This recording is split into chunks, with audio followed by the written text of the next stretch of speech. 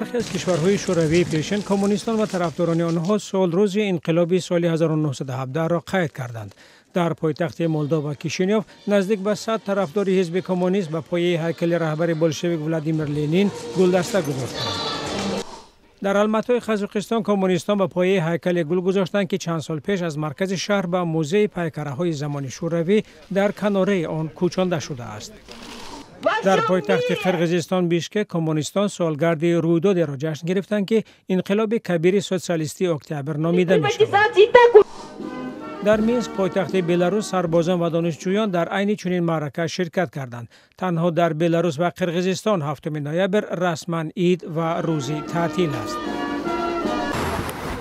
در پایتخت روسیه مسکو حزب مخالف یابلوکا برای گرامی داشت خاطره آنهایی که ضد بولشویکان در سال 1917 مبارزه برده اند راهپیمایی برگزار کرد.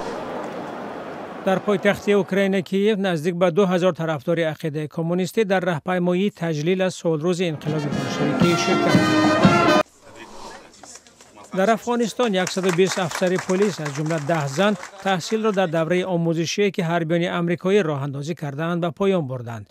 ایالات متحده در 2 سال اخیر برای تکمیل اختصاص افسران پلیس افغانستان $10 میلیون صرف کرده است.